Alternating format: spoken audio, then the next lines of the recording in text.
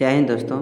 तो आज हम स्पार्क पब्लिकेशन की जो बीएसएससी की प्रैक्टिस सेट आई है उसमें प्रैक्टिस सेट 6 को आज हम देखेंगे। और इससे पहले हमने 5 प्रैक्टिस सेट को हल कर लिया है, तो आप उसकी पीडीएफ जो है वो मेरे टेलीग्राम चैनल पर जाके ले सकते हैं। तो पहला सवाल है, निम्न में से कौन सा संक्षिप्त रूप आरईपी विस्तारित रूप है जो भारत के संविधान के पाठ में उपयोग किया जाता है? तो रिपील्ड निम्न में से कौन सा संक्षिप्त रूप आरईपी का विस्तारित रूप है जो भारत के संविधान के पाठ में उपयोग किया जाता है? तो रिपील्ड। अगला सवाल है, निम्न में से किस वर्ष में बॉम्बे पुनर्गठन अधिनियम पारित किया गया था? तो 1960 में। अगला सवाल है, पाणिनि ने निम्न में से कौन सी प्रसिद्ध पुस्तक लिखी थी? तो अष्टाध्यायी। पाणिनि ने निम्न में से कौन सी प्रसिद्ध पुस्तक लिखी थी? अष्टाध्यायी। अगला सवाल है, निम्न में से किस सिख गुरु ने तरन तारण साहिब की स्थापना की थी? तरन तारण साहिब की स्थापना की थी किस गुरु ने? तो गुरु अर्जुन देव ने। गुरु अर्जुन देव ने। अगला सवाल है, भारत में कृषि लागत के संदर्भ में एमएसपी क्या है? भारत में कृषि लागत के संदर्भ में एमएसपी क्या है? तो minimum support price. Minimum support price. अगला सवाल है, कर्नाटक के निम्न में से किस जिले में विरूपाक्ष मंदिर स्थित है? कर्नाटक के निम्न में से किस जिले में विरूपाक्ष मंदिर स्थित है? तो बल्लारी जिले में। बल्लारी जिले में। अगला सवाल है, कनाडा में पहले राष्ट्रमंडल खेलों का आयोजन निम्न में से किस वर्ष हुआ था? कनाडा में पहले राष्ट्रमंडल खेलों का आयोजन निम्न में से किस वर्ष हुआ था? तो 1930 में। और अगर ये वीडियो आपको हेल्पफुल लग रही है दोस्तों, तो प्लीज़ मेरे चैनल को सब्सक्राइब कर लें और वीडियो को जो है अपने दोस्तों में ज़्यादा से ज़्यादा शेयर करें। इस वीडियो पर बस हम जो है 500 व्यू का टारगेट रखते हैं। मुझे उम्मीद है कि आप इस भी टारगेट को जरूर पूरा करेंगे और इसकी पीडीएफ जो है आपको एकदम निःशुल्क जो है वो मेरे टेलीग्राम चैनल पर मिल जाएगी। तो आप मेरा टेलीग्राम चैनल ज्वाइन कर लें, वहाँ पर आपको इसकी पूरी प्रैक्टिस सेट की पीडीएफ मिल जाएगी। अगला सवाल है, फ्लोट महोत्सव डैश में मनाए जाने वाले प्रमुख महोत्सव में से एक है? तो मदुरई में। फ्लोट महोत्सव डैश में मनाए जाने वाले प्रमुख महोत्सवों में से एक है मदुरई में। अगला सवाल है, वॉकिंग विद द कॉमरेड्स नामक पुस्तक के लेखक कौन है? वॉकिंग विद द कॉमरेड्स नामक पुस्तक के लेखक कौन है? तो अरुंधति राय। अरुंधति राय। अगला सवाल है, भारत में जय हिंद सेतु कहाँ अवस्थित है? भारत में जय हिंद सेतु कहाँ अवस्थित है? तो कोलकाता में। अगला सवाल है, भारतीय पुरातत्व सर्वेक्षण के पहले महानिदेशक कौन थे? भारतीय पुरातत्व सर्वेक्षण के पहले महानिदेशक कौन थे? तो अलेक्जेंडर कनिंघम। Alexander Cunningham. अगला सवाल है, हिमालय की निम्न में से कौन सी चोटी नेपाल में स्थित नहीं है? हिमालय की निम्न में से कौन सी चोटी नेपाल में स्थित नहीं है? तो कामत जो है नेपाल में नहीं है। और कौन कौन सी है? तो मकालू है, माउंट एवरेस्ट है और अन्नापूर्णा है। अगला सवाल है, निम्न में से कौन ग्रेमी पुरस्कार जीतने वाली भारत की पहली महिला है? तो तन्वी शाह। निम्न में से कौन ग्रेमी पुरस्कार जीतने वाली भारत की पहली महिला है? तन्वी शाह। अगला सा है, प्रसिद्ध नाटक नील दर्पण जिसमें इंडिगो की खेती करने वाले किसानों के दमन का चित्रण किया गया की रचना किसने की? तो दीनबंधु मित्र ने। दीनबंधु मित्र ने। अगला सवाल है, 1760 ईस्वी का प्रसिद्ध वांडीवास का युद्ध अंग्रेजों द्वारा किसके खिलाफ लड़ा गया? तो फ्रांसीसी के विरुद्ध। 1760 ईस्वी का प्रसिद्ध वांडीवास का युद्ध अंग्रेजों द्वारा किसके खिलाफ लड़ा गया? फ्रांसीसी के विरुद्ध। अगला सवाल है, निम्न में से किस अधिनियम ने भारत में पृथक निर्वाचक मंडल का आरंभ किया? तो भारतीय परिषद अधिनियम 1909। भारतीय परिषद अधिनियम 1909। अगला सवाल है, वर्ष 1831 में बुद्धो भगत के नेतृत्व में कोल विद्रोह किस क्षेत्र में हुआ? वर्ष 1831 में बुद्धो भगत के नेतृत्व में कोल विद्रोह किस क्षेत्र में हुआ था? तो सिंहभूम क्षेत्र में। सिंहभूम क्षेत्र में। अगला सवाल है, चंपारण में इंडिगो के किसानों की दशा की और गांधी जी का ध्यान किसने आकर्षित किया? तो राजकुमार शुक्ल ने। अगला सवाल है, प्राचीन महाजनपद मगध की प्रथम राजधानी कौन सी थी? तो गिरिब्रिज। प्राचीन महाजनपद मगध की प्रथम राजधानी कौन सी थी? गिरिब्रिज। अगला सवाल है, स्वामी सहजानंद निम्न में से किससे संबंधित है? स्वामी सहजानंद निम्न में से किससे संबंधित है? तो बिहार में किसान आंदोलन से, बिहार में किसान आंदोलन से। अगला सवाल है, निम्न में से कौन सा भारत में गांधी जी का प्रथम सत्याग्रह आंदोलन था जिसमें उन्होंने सविनय अवज्ञा का प्रयोग किया? तो चंपारण।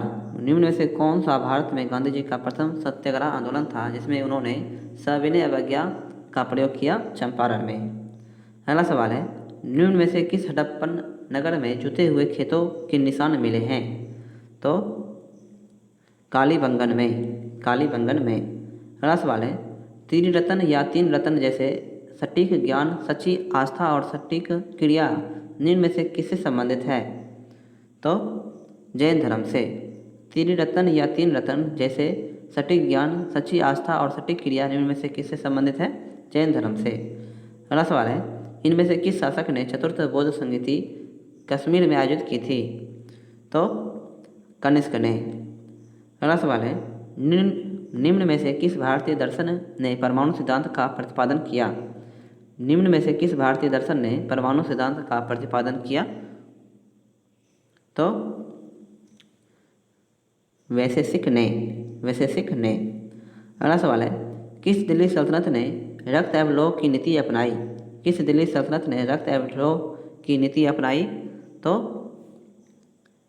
बलबन ने। अगला सवाल है, कौन सा मध्यकालीन भारतीय साम्राज्य व्यापक स्तर पर स्थानीय स्वशासन के लिए प्रसिद्ध था?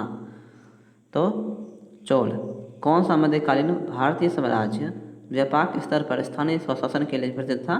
चोल। अगला सवाल है, खनिज और जिले के निम्न जोड़ों में से कौन सा जोड़ा सही है? खनिज और जिले के निम्न जोड़ों में से कौन सा जोड़ा सही है?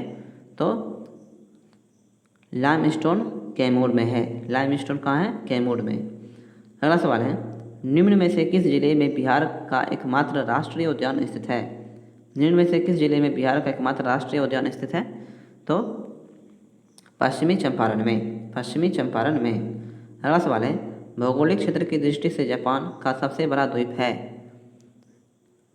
होन्शु। भौगोलिक क्षेत्र की दृष्टि से जापान का सबसे बड़ा द्वीप है होन्शु। अगला सवाल है, ग्रीनलैंड निम्न देशों में से किस देश का भाग है? ग्रीनलैंड निम्न देशों में से किस देश का भाग है? तो डेनमार्क का, डेनमार्क का। अगला सवाल है, निम्न में से किस महाद्वीप में सबसे अधिक देश हैं? निम्न में से किस महाद्वीप में सबसे अधिक देश हैं? तो अफ्रीका में, अफ्रीका में। अगला सवाल है, निम्न कॉफ़ी उत्पादक क्षेत्रों में से कौन सा क्षेत्र कर्नाटक में नहीं है? निम्न कॉफ़ी उत्पादक क्षेत्रों में से कौन सा क्षेत्र कर्नाटक में नहीं है? तो पुलनेज जो है ये कर्नाटक में नहीं है, और चिकमंगलुरु, कुर्ग और बाबा बुदनगिरी ये सभी कर्नाटक में है। अगला सवाल है, निम्न हिमालय पर्वत श्रेणियों में से किस पर्वत श्रेणी को अटल टनल पार करती है? निम्न हिमालय पर्वत श्रेणियों में से किस पर्वत श्रेणी को अटल टनल पार करती है? तो पूर्वी पीर पंजाल को, पूर्वी पीर पंजाल को। अगला सवाल है, विधि का नियम या कानून का अधिराज्य का मतलब क्या है? विधि का नियम या कानून का अधिराज्य का मतलब क्या है? सभी के लिए एक कानून और सभी के लिए एक न्याय तंत्र। अगला सवाल है, पंचायती राज संस्थानों को 29 कार्यों की सूची किस अनुच्छेद के तहत दी गई है? पंचायती राज संस्थानों को 29 कार्यों की सूची किस अनुच्छेद के तहत दी गई है? तो अनुच्छेद 243 जी के तहत। अगला सवाल है, नागरिकता कानून कब पारित हुआ? नागरिकता संशोधन कानून जो है वो कब पारित हुआ था? तो 11 दिसंबर 2019 को, 11 दिसंबर 2019 को। अगला सवाल है, 73वें संविधान संशोधन कानून की वैधानिक शुरुआत किस संविधान संशोधन बिल से हुई? 73वें संविधान संशोधन कानून की वैधानिक शुरुआत किस संविधान संशोधन बिल से हुई है? तो 64वां संविधान संशोधन बिल, 64वां संविधान संशोधन बिल। अगला सवाल है, 1632 ईस्वी में बिहार से पटना शहर में कौन सी कंपनी ने अपनी फैक्ट्री स्थापित की? 1632 में बिहार से पटना शहर में कौन सी कंपनी ने अपनी पहली फैक्ट्री स्थापित की? डच ईस्ट इंडिया कंपनी ने, डच ईस्ट इंडिया कंपनी ने। अगला सवाल है, निम्न में से कौन सा विकेंद्रीकरण का विशिष्टीय नहीं है? निम्न में से कौन सा विकेंद्रीयकरण का विशिष्टीय नहीं है? तो स्थानीय समुदायों में आत्मविश्वास नहीं जगाना। अगला सवाल है, ब्रिटिश शासनकाल में संविधान के विकास में कौन सा कानून ऐतिहासिक नहीं था? तो Protection of Civil Rights Act 1955 जो है ये कानून ऐतिहासिक नहीं था। और कौन कौन से ऐतिहासिक थे? तो रेगुलेटिंग एक्ट 1773, चार्टर एक्ट 1833 और गवर्नमेंट ऑफ इंडिया एक्ट 1919। अगला सवाल है, भारत के संविधान का कौन सा अनुच्छेद भारतीय निर्वाचन आयोग की स्थापना से संबंधित है? भारत के संविधान का कौन सा अनुच्छेद भारतीय निर्वाचन आयोग की स्थापना से संबंधित है? तो अनुच्छेद 324। अनुच्छेद 324। अगला सवाल है, किस अरब देश ने पहला नाभिकीय ऊर्जा संयंत्र आरंभ किया? किस अरब देश में पहला नाभिकीय ऊर्जा संयंत्र आरंभ किया? तो संयुक्त अरब अमीरात में। संयुक्त अरब अमीरात ने। अगला सवाल है, भारत ने किस शहर के अंतर्राष्ट्रीय हवाई अड्डे पर सबसे पहले कोविड-19 परीक्षण की सुविधा आरंभ की? तो दिल्ली ने। अगला सवाल है, राफेल फाइटर एयरक्राफ्ट को किस वायुसेना स्टेशन पर औपचारिक रूप से भारतीय वायुसेना में सम्मिलित किया गया? तो अंबाला में। अगला सवाल है, भारत की पहली स्वदेशी एंटी रेडिएशन मिसाइल का नाम क्या है? तो रुद्रम। रुद्रम। अगला सवाल है, पीएम कुसुम योजना का उद्देश्य क्या है? पीएम कुसुम योजना का उद्देश्य क्या है? तो किसानों को डीजल और केरोसिन पर निर्भरता समाप्त करना तथा पंप सेटों को सौर ऊर्जा से जोड़ना पीएम कुसुम योजना का उद्देश्य है। अगला सवाल है, बिहार सरकार के 7 निश्चयों में से कौन सा सम्मिलित नहीं है? तो बाल कल्याण। बिहार सरकार के 7 निश्चयों में से निम्न में से कौन सा सम्मिलित नहीं है? तो बाल कल्याण नहीं है। और कौन कौन से हैं? तो महिला रोजगार है, साफ पानी पीने का पानी है और सभी परिवारों को बिजली की आपूर्ति है। अगला सवाल है, भारत में खाद्य प्रबंधन का निम्न में से कौन सा एक उद्देश्य नहीं है? भारत में खाद्य प्रबंधन का निम्न में से कौन सा एक उद्देश्य नहीं है? तो खाद्यान्नों का निर्यात नहीं है। और कौन कौन से हैं? तो खाद्यान्नों का वितरण, खाद्यान्नों की खरीद और खाद्यान्नों के बफर स्टॉक क्या रख रखाव। अगला सवाल है, भारतमाला परियोजना से भारत का निम्न में से कौन सा इंफ्रास्ट्रक्चर क्षेत्र संबंधित है? तो सड़क इंफ्रास्ट्रक्चर। भारतमाला परियोजना से भारत का निम्न में से कौन सा इंफ्रास्ट्रक्चर क्षेत्र संबंधित है? सड़क इंफ्रास्ट्रक्चर। अब हम इस प्रैक्टिस सेट में जो विज्ञान के प्रश्न पूछे गए थे अब हम उन्हें देखेंगे। तो पहला सवाल है, डैश पौधों में जल संवहनी ऊतक है? डैश पौधों में जल संवहनी ऊतक है? तो दारू या जाइलम। अगला सवाल है, निम्न में से कौन सी संरक्षी बल की विशेषता है? निम्न में से कौन संरक्षी बल की विशेषता है? तो इसके द्वारा किया गया कार्य पूरी तरह से पुनः प्राप्त करने योग्य होता है। इसके द्वारा किया गया कार्य पूरी तरह से पुनः प्राप्त करने योग्य होता है। अगला सवाल है, मकड़ी के जाले डैश के बने होते हैं जो प्रोटीन से बने प्राकृतिक फाइबर हैं? तो रेशा या सिल्क के। मकड़ी के जाले डैश के बने होते हैं जो प्रोटीन से बने प्राकृतिक फाइबर है? तो रेशा या सिल्क के। अगला सवाल है, परमाणुकता के संदर्भ में आर्गन निम्न होता है? परमाणुकता के संदर्भ में आर्गन निम्न होता है? तो एक परमाणुक।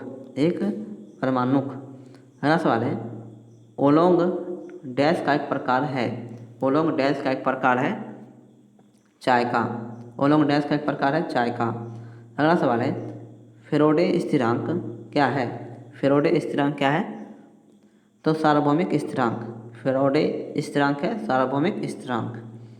अगला सवाल है, जब प्रकाश एक माध्यम से दूसरे माध्यम में जाता है तो निम्न में से कौन सा नहीं बदलता है? तो आवृत्ति जो है वो नहीं बदलती है और वेग, गति, तरंगदैर्घ्य और अपवर्तनांक जो है ये बदल जाते हैं। अगला सवाल है, विद्युत चुम्बकीय तरंगों का वेग होता है? विद्युत चुम्बकीय तरंगों का वेग कितना होता है? तो 3 × 10⁸ मीटर प्रति सेकेंड। अगला सवाल है, पहला आदमी जिसने चांद पर अपना पैर रखा था वह है? तो नील आर्मस्ट्रॉन्ग। पहला आदमी जिसने चांद पर अपना पैर रखा था वह है नील आर्मस्ट्रॉन्ग। अगला सवाल है, प्लूटोनियम न्यूक्लाइड के नाभिक में न्यूट्रॉनों की संख्या होती है? प्लूटोनियम न्यूक्लाइड के नाभिक में न्यूट्रॉनों की संख्या होती है? तो 148। 148। अगला सवाल है, सबसे ज़्यादा श्यानता होती है किसमें? सबसे ज़्यादा श्यानता होती है शहद की। सबसे ज़्यादा श्यानता होती है शहद की। अगला सवाल है, इसरो संक्षिप्त रूप है? इसरो संक्षिप्त रूप है किसका? तो इंडियन स्पेस रिसर्च ऑर्गेनाइजेशन का। अगला सवाल है, दृष्टि की खराबी निकट दृष्टि को डैश के नाम से जाना जाता है? दृष्टि की खराबी निकट दृष्टि को डैश के नाम से जाना जाता है? मायोपिया के नाम से। अगला सवाल है, एक वस्तु का भार पृथ्वी की सतह पर मापने पर 100 न्यूटन आता है, इसका भार चंद्रमा की सतह पर मापने पर कितना होगा? तो 16.7 न्यूटन। 16.7 न्यूटन। अगला सवाल है, एलईडी के संदर्भ में कौन सा कथन गलत है? एलईडी के संदर्भ में कौन सा कथन गलत है? तो ऑप्शन सी, एलईडी में पारा प्रयुक्त होता है जो मनुष्यों के लिए हानिकारक है, ये गलत है। और कौन कौन से सही है? तो एलईडी प्रकाश स्रोत ऊर्जा की कम खपत करता है, एलईडी प्रकाश बच्चों से अधिक अवधि तक कार्य करते हैं, और है एलईडी का ट्रैफिक सिग्नल लाइटों में प्रयोग किया जाता है। अगला सवाल है, सौर भट्टी में प्रयुक्त होता है किसका? सौर भट्टी में प्रयुक्त होता है किस दर्पण का? तो अवतल दर्पण का। अगला सवाल है, सौरमंडल का सबसे चमकदार ग्रह कौन सा है? सौरमंडल का सबसे चमकदार ग्रह कौन सा है? शुक्र ग्रह। शुक्र ग्रह। अगला सवाल है, अति सूक्ष्म वस्तुओं को देखने के लिए प्रयोग किया जाने वाला प्रकाशित उपकरण है? अति सूक्ष्म वस्तुओं को देखने के लिए प्रयोग किया जाने वाला प्रकाशित उपकरण कौन सा है? माइक्रोस्कोप। माइक्रोस्कोप। अगला सवाल है, भारत द्वारा हाल ही में प्रक्षेपित किए गए अंतरिक्ष यान चंद्रयान 2 के एक भाग लैंडर का नाम है? तो विक्रम। भारत द्वारा हाल ही में प्रक्षेपित किए गए अंतरिक्ष यान चंद्रयान 2 के एक भाग लैंडर का नाम क्या है? विक्रम। अगला सवाल है, अल्ट्रासोनिक तरंगें होती है? अल्ट्रासोनिक तरंगें होती है तो 20 किलोहर्ट्ज़ से ज़्यादा आवृत्ति की ध्वनि तरंगें। 20 किलोहर्ट्ज़ से ज़्यादा आवृत्ति की ध्वनि तरंगें। अगला सवाल है, रासायनिक विज्ञान के अनुसार निम्न में से कौन सा भौतिक परिवर्तन का एक उदाहरण है? रासायनिक विज्ञान के अनुसार निम्न में से कौन सा भौतिक परिवर्तन का एक उदाहरण है? तो पानी का उबलना। पानी का उबलना। अगला सवाल है, नाभिक के रिएक्टर में नाभिक के विखंडन से विद्युत उत्पन्न करने के लिए साधारणतः प्रयोग किया जाने वाला तत्व कौन सा है? नाभिक के रिएक्टर में नाभिक के विखंडन से विद्युत उत्पन्न करने के लिए साधारणतः प्रयोग किया जाने वाला तत्व कौन सा है? तो यूरेनियम। अगला सवाल है, ट्यूबलाइट तथा परखनलियों में प्रयोग किया जाने वाला गिलास किससे बनता है? तो सोडा कांच से। ट्यूबलाइटों तथा परखनलियों में प्रयोग किया जाने वाला गिलास किससे बनता है? सोडा कांच से। अगला सवाल है, निम्न में से किस धातु की विद्युत चालकता सबसे अधिक है? निम्न में से किस धातु की विद्युत चालकता सबसे अधिक है? तो रजत की। रजत। अगला सवाल है, पृथ्वी के वातावरण में सबसे प्रचुर मात्रा में पाए जाने वाली गैस है? पृथ्वी के वातावरण में सबसे प्रचुर मात्रा में पाई जाने वाली गैस कौन सी है? तो नाइट्रोजन। नाइट्रोजन। तो आज की वीडियो दोस्तों यहीं पे समाप्त करते हैं, और अगर ये वीडियो आपको हेल्पफुल लगी हो तो प्लीज़ मेरे चैनल को सब्सक्राइब कर लें, और इसकी पूरी कंप्लीट पीडीएफ जो है आपको मेरे टेलीग्राम चैनल पर मिल जाएगी। टेलीग्राम चैनल का जो लिंक है वो वीडियो के डिस्क्रिप्शन में दिया हुआ है, तो आप मेरा टेलीग्राम चैनल ज्वाइन कर लें और इस वीडियो को अपने दोस्तों में ज़्यादा से ज़्यादा शेयर करें। मिलते हैं अगली वीडियो में, तब तक के लिए जय हिंद जय भारत। जय हिंद दोस्तों। तो आज हम स्पार्क पब्लिकेशन की जो पीएसएससी की प्रैक्टिस सेट आई है उसमें प्रैक्टिस सेट 7 को आज हम इस वीडियो में देखेंगे। तो पहला सवाल है, भारतीय राष्ट्रीय कांग्रेस के 1916 ईस्वी के लखनऊ अधिवेशन में किसने बिहार के नील उगाने वालों का प्रश्न प्रस्तुत किया था? तो राजकुमार शुक्ला ने। राजकुमार शुक्ला ने। अगला सवाल है, किस शासक ने अपनी राजधानी पाटलिपुत्र में स्थानांतरित की थी? तो उदयन ने। अगला सवाल है, बिहार के किसानों ने किस आंदोलन में चौकीदारी कर देने से इनकार कर दिया? बिहार के किसानों ने किस आंदोलन में चौकीदारी कर देने से इनकार कर दिया? तो सविनय अवज्ञा आंदोलन में। सविनय अवज्ञा आंदोलन में। अगला सवाल है, बिहार में बरौनी रिफाइनरी किसके सहयोग से बनाया गया था? बिहार में बरौनी रिफाइनरी किसके सहयोग से बनाया गया था? तो सोवियत रूस के सहयोग से। अगला सवाल है, नाथुला दर्रा भारत को किससे नाथुला दर्रा भारत को इसके किस पड़ोसी देश से जोड़ता है? तो चीन से। नाथुला दर्रा भारत को इसके किस पड़ोसी देश से जोड़ता है? चीन से। अगला सवाल है, निम्न में से किसने वर्ष 1877 में अशोक के शिलालेख का एक सेट प्रकाशित किया था? तो अलेक्जेंडर कनिंघम ने। अलेक्जेंडर कनिंघम ने। अगला सवाल है, निम्न में से किस भारतीय बैंक ने मार्च 2021 में वियर एंड पे नामक कॉन्टैक्टलेस वेरिएबल भुगतान उपकरण लॉन्च किया? तो एक्सिस बैंक ने। अगला सवाल है, निम्न में से कौन अवार्ड ऑफ लव नामक पुस्तक के लेखक हैं? निम्न में से कौन अवार्ड ऑफ लव नामक पुस्तक के लेखक हैं? तो नरेंद्र मोदी। नरेंद्र मोदी। अगला सवाल है, साओ जोआओ उत्सव निम्न में से किस राज्य में मनाया जाता है? साओ जोआओ उत्सव निम्न में से किस राज्य से संबंधित है? तो गोवा राज्य से। गोवा राज्य से। अगला सवाल है, कठियावाड़ा पारद्वीप किस भारतीय राज्य में स्थित है? कठियावाड़ पारद्वीप किस भारतीय राज्य में स्थित है? तो गुजरात राज्य में। अगला सवाल है, भारत की राजधानी दिल्ली निम्न में से किस राज्य के साथ अपनी सीमा साझा करता है? भारत की राजधानी दिल्ली निम्न में से किस राज्य के साथ अपनी सीमा साझा करता है? तो हरियाणा के साथ। और अगर ये वीडियो आपको हेल्पफुल लग रही है दोस्तों, तो प्लीज़ मेरे चैनल को सब्सक्राइब कर लें और इस वीडियो को अपने दोस्तों में ज़्यादा से ज़्यादा शेयर करें।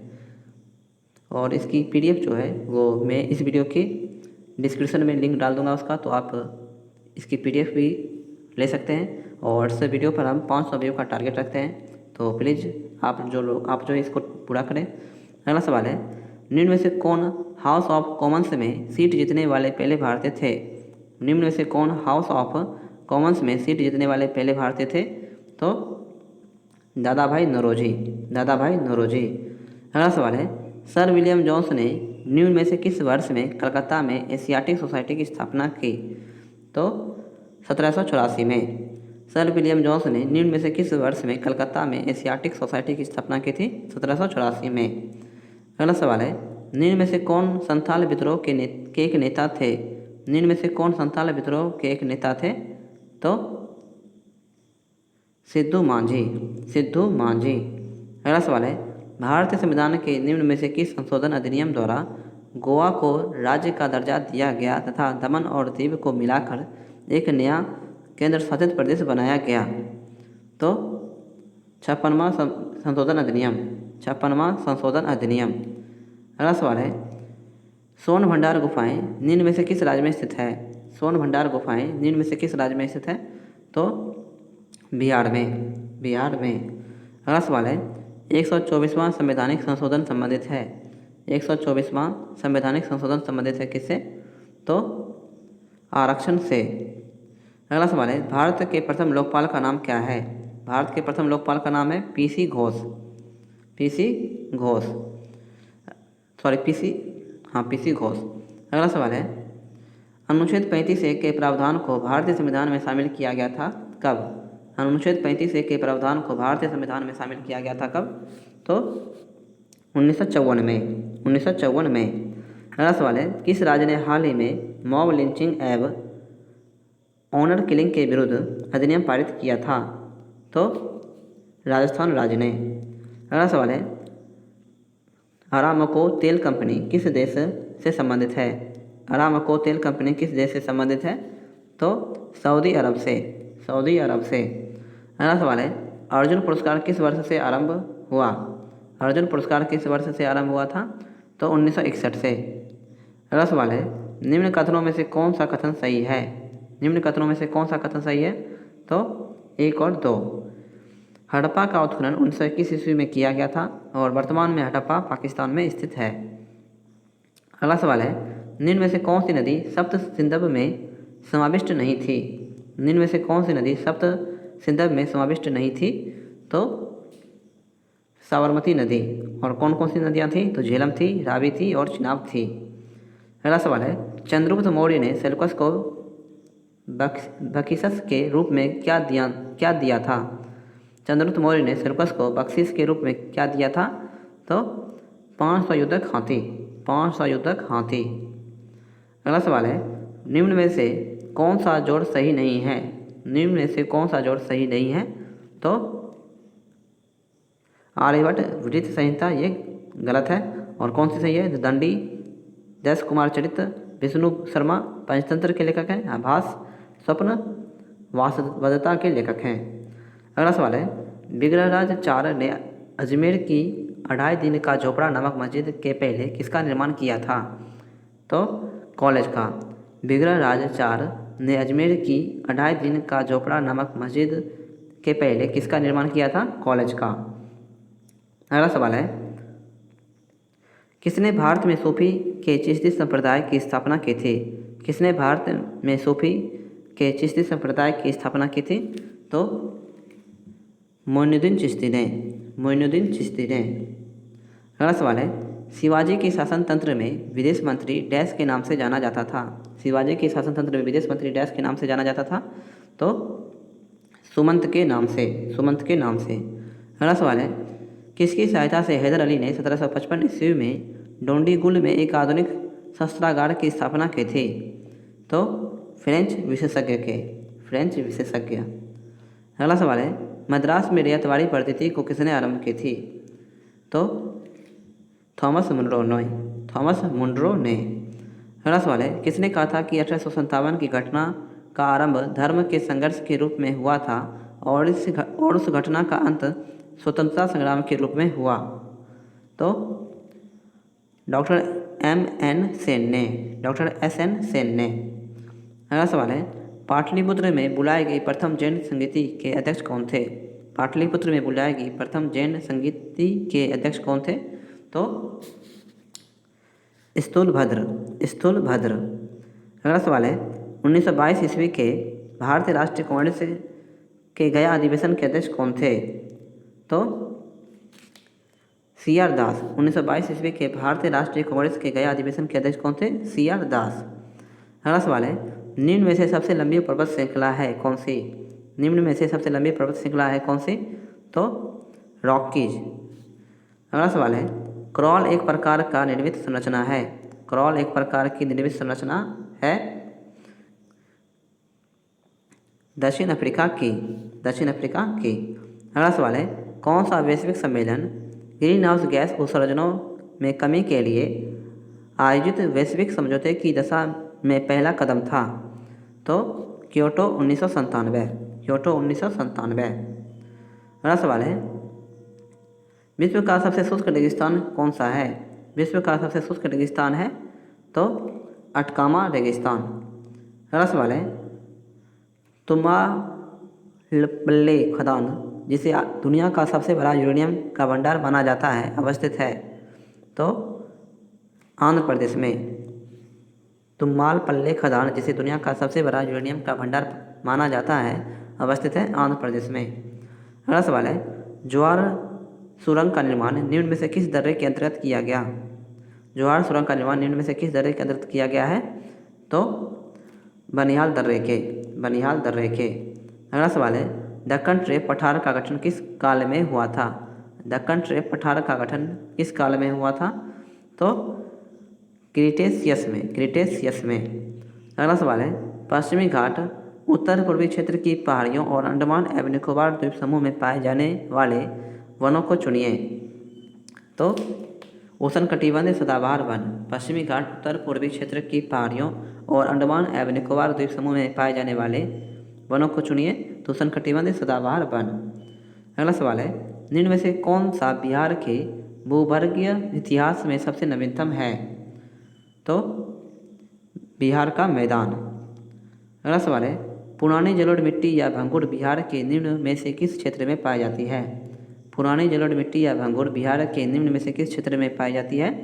तो पटना और गया में। अगला सवाल है, भारत में न्यायिक पुनर्विलोकन का आधार है कानून द्वारा स्थापित प्रक्रिया। अगला सवाल है, भारत में राष्ट्रपिता का चुनाव किया जाता है। भारत में राष्ट्रपति का चुनाव किया जाता है तो संसद व राज्य विधानसभाओं के द्वारा, संसद व राज्य विधानसभाओं के द्वारा। अगला सवाल है, संविधान द्वारा केंद्रीय सरकार की कार्यपालिका शक्ति निहित की गई है। संविधान द्वारा केंद्रीय सरकार की कार्यपालिका शक्ति निहित की गई है किसमें? राष्ट्रपति में। अगला सवाल है, भारत में महिलाओं के लिए किस राजनीतिक संस्था में स्थान आरक्षित है? भारत में महिलाओं के लिए किस राजनीतिक संस्था में स्थान आरक्षित है? तो पंचायती राज्यों में। अगला सवाल है, व्यवस्थापक के रिक्त स्थान की पूर्ति के लिए होने वाले विशेष चुनाव को कहते हैं? तो उपचुनाव।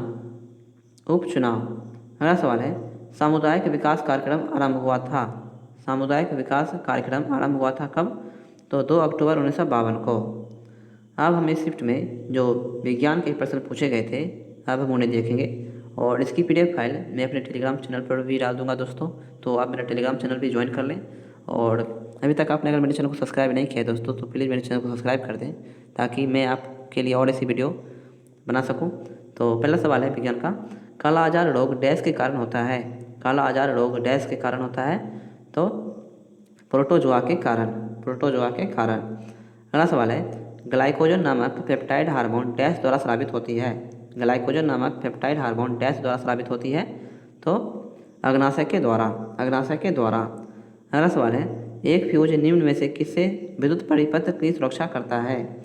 एक फ्यूज निम्न में से किससे विद्युत परिपथ की सुरक्षा करता है? तो अतिभारण या ओवरलोडिंग से। अगला सवाल है, कोलेजन एक प्रकार का डैश है? कोलेजन एक प्रकार का डैश है? तो प्रोटीन है। अगला सवाल है, निम्न में से सबसे अच्छी अग्निशामक कौन सा है? निम्न में से सबसे अच्छा अग्निशामक कौन सा है? तो कार्बन डाइऑक्साइड।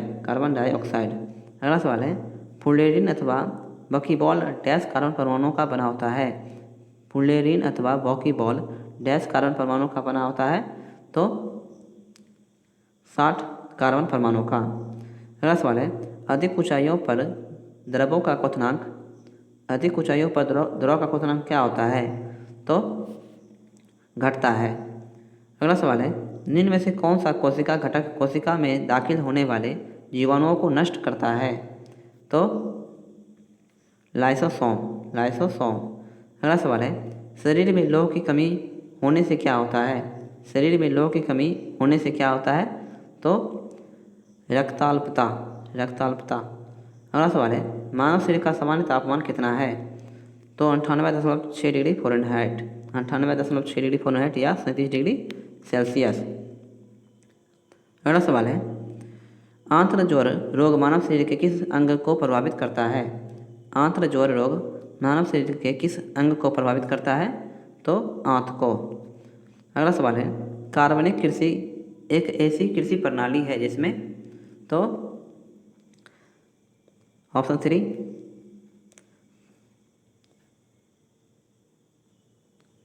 कार्बनिक खादों, पुनर्चक्रित फॉर्मों, अपशिष्टों तथा जैव कारकों का अधिकतम मात्रा में प्रयोग किया जाता है। अगला सवाल है, निम्न में से कौन सी क्रिया पृथ्वी पर हो रहे कार्बन चक्र में ऑक्सीजन को बढ़ाती है? निम्न में से कौन सी क्रिया पृथ्वी पर हो रहे कार्बन चक्र में ऑक्सीजन को बढ़ाती है? तो प्रकाश संश्लेषण। अगला सवाल है, निम्न में से संवहनी पौधे को चुनिए। तो फर्न। अगला सवाल है, निम्न में से जैविक उर्वरक का सही उदाहरण कौन सा है? तो केवल 1 और 2 यानी माइकोरिजल फंगी और ब्लू ग्रीन शैवाल। अगला सवाल है, निम्न में से किस पौधे ने खाद्य सामग्री संग्रह करने के लिए अपने स्टेम को संशोधित किया है? निम्न में से किस पौधे ने खाद्य सामग्री संग्रह करने के लिए अपने स्टेम को संशोधित किया है? तो अदरक ने। अगला सवाल है, प्राकृतिक रबर किसका बहुलक है? तो आइसोप्रीन का। अगला सवाल है, ग्लूकोज का सूत्र कौन सा है? तो C6H12O6। अगला सवाल है, CO समूह का आबंध क्रम क्या है? तो 3। अगला सवाल है, पुस्तक द ओरिजिन ऑफ स्पीसीज किसने लिखी है? पुस्तक द ओरिजिन ऑफ स्पीसीज किसने लिखी है? तो डार्विन ने। अगला सवाल है, शैवाल और कवक के मिलने से लाइकेन बनाया जाता है जिसे कहते हैं क्या? शैवाल और कवक से मिलने से लाइकेन बनता है जिसे कहते हैं क्या? तो म्यूट्यूअलिज्म। अगला सवाल है, जहाँ जीव रहता है उस सटीक जगह को क्या कहते हैं? जहाँ जीव रहता है उस सटीक जगह को क्या कहते हैं? तो आवास। अगला सवाल है, सौर ऊर्जा एटीपी में बदलती है। सौर ऊर्जा एटीपी में बदलती है किसे? तो क्लोरोप्लास्ट में। सौर ऊर्जा एटीपी में बदलती है तो क्लोरोप्लास्ट में। अगला सवाल है, प्रकाश संश्लेषण का उत्पाद है। प्रकाश संश्लेषण का उत्पाद है तो O2 यानी ऑक्सीजन। अगला सवाल है, अवतल लेंस का उपयोग आँख के निम्नलिखित दोष के निवारण के लिए होता है। अवतल लेंस का उपयोग आँख के निम्नलिखित दोष के निवारण के लिए होता है तो निकट दृष्टि दोष के लिए। तो आज की वीडियो दोस्तों यहीं पे समाप्त करते हैं, और अगर ये वीडियो आपको हेल्पफुल लगी हो तो प्लीज़ मेरे चैनल को सब्सक्राइब कर लें और बेल आइकन को ऑन कर लीजिए, ताकि मैं जब और ऐसी वीडियो आपके लिए लाऊं तो आपको नोटिफिकेशन मिलता रहे। और इस वीडियो को अपने दोस्तों में ज़्यादा से ज़्यादा शेयर करें, और इसकी PDF फाइल जो है आपको मेरे टेलीग्राम चैनल पर मिल जाएगी। टेलीग्राम चैनल का जो लिंक है वो वीडियो के डिस्क्रिप्शन में दिया हुआ है, तो आप मेरा टेलीग्राम चैनल ज्वाइन कर लें। मिलते हैं अगले वीडियो में, तब तक के लिए जय हिंद, जय भारत।